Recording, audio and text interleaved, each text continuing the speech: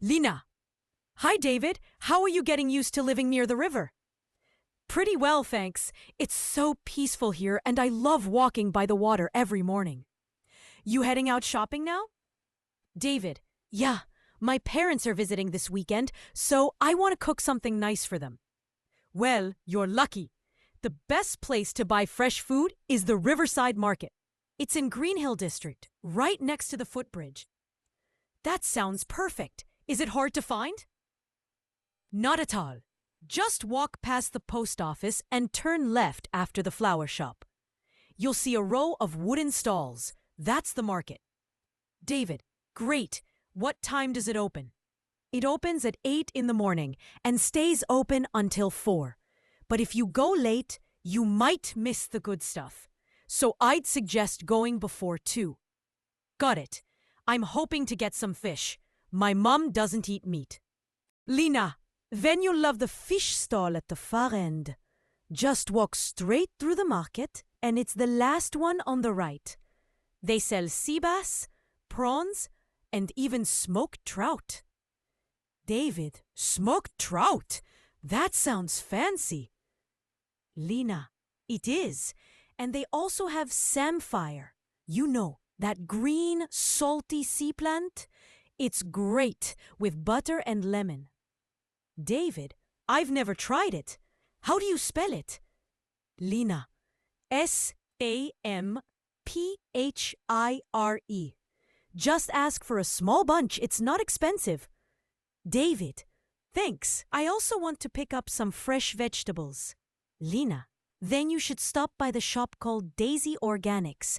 It's just outside the market, to the left of the main gate. They don't use plastic packaging, and all their produce is local.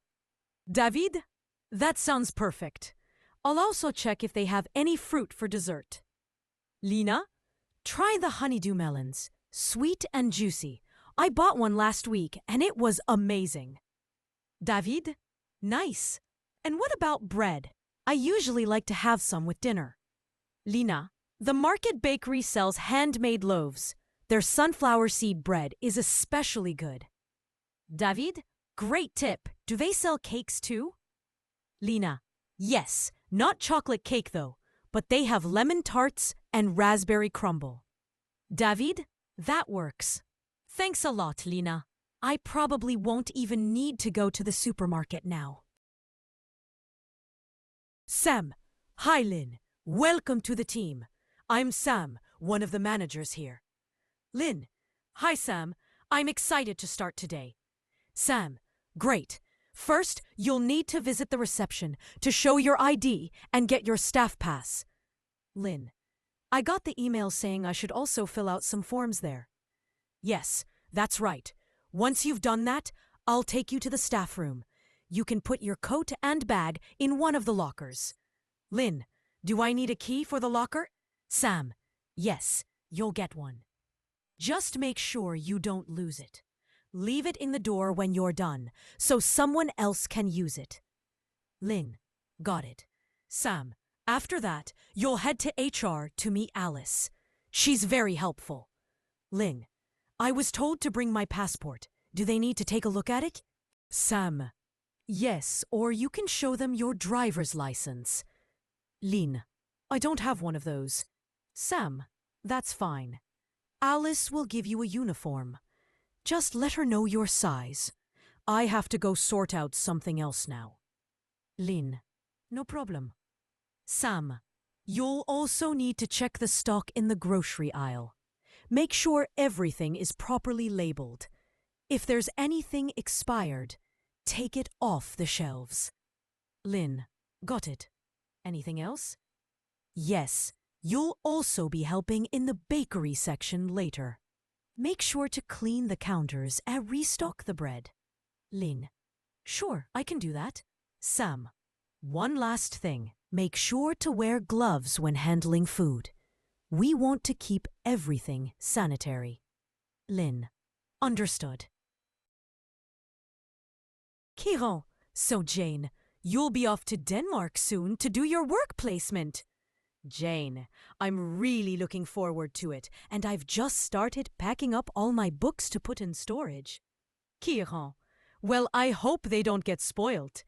Jane. It's okay. My grandfather works in a bookshop, and he told me how to pack them. Kieran. Oh, that's helpful. Jane. He says you have to support the spine, otherwise the paper can come away from the cover. Kieran. Yeah, that's obvious. Jane. He also told me to pack them flat in the box, not on their side. Again, because they can bend, and if you leave them like that for, say, a year, it's quite hard to get them back to their normal shape. Kieran. Well, it's pretty clear that ruins them, but a lot of people just can't be bothered to protect their books. Jeanne. He always says it's such a shame that publishers don't use better quality paper. Kieran. It's the acid in the paper that causes the problem, isn't it? Jeanne. Yeah, that's why old books go yellow.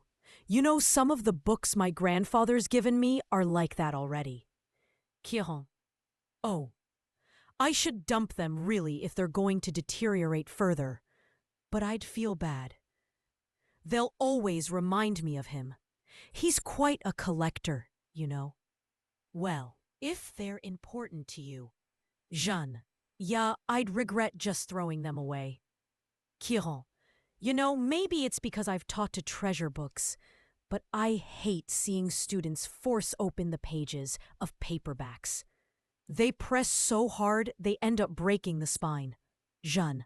I know, but unfortunately paperbacks aren't designed to last a long time, and people know that. Hardbacks aren't quite as weak. Kieran. Yeah, they're différents, I suppose, but I still don't think people value hardbacks like they used to. Jane. Well, they aren't decorative, are they? Like other objects. Plus, nowadays people don't keep them out on shelves as much as they used to. Kieran. That's such a pity. When I visit someone, if they have, say, a colorful book on a table, it's the first thing I'm drawn to. Jane. I agree.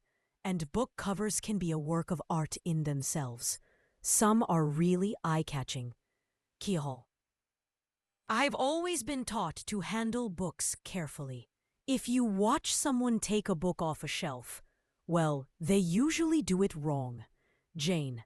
Ah, my grandfather says you should put your hand right over the top of the book.